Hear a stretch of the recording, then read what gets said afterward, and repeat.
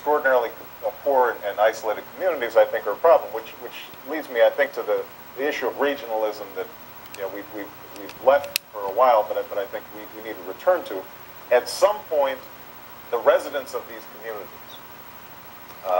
need to have access to the job growth that is taking place. We are not going to be able to steer the market entirely so that suddenly we've got 2,000, 5,000 jobs moving right smack in the middle of the inner city.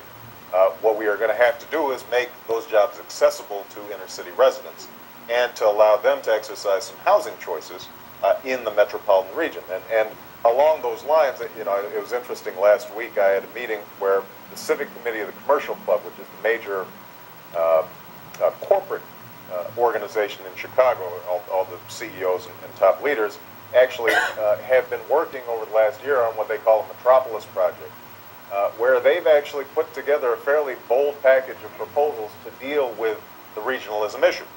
Examples, you've got corporate CEOs who are actually proposing that land use restrictions and zoning ordinance powers be taken away or at least restricted in ways that prevent affordable housing from going into some of these outer ring suburbs. There's been talk about revenue tax-based sharing, which is a pretty radical concept for corporate leaders to get behind. And I think that indicates a recognition, at least at the top of the corporate ladder, that there is some genuine need to think regionally and to plan regionally and to open up these communities. Now, whether they're willing to fight the good fight and battle some of the extraordinarily political resistance that I think we're all accustomed to when you start talking about transportation infrastructure and land use and affordable housing, remains to be seen.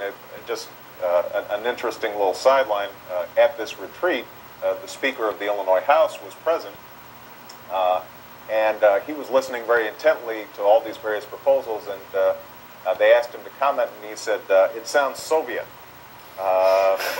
which I think indicates that there is going to be some political resistance to some of these proposals. But I think it is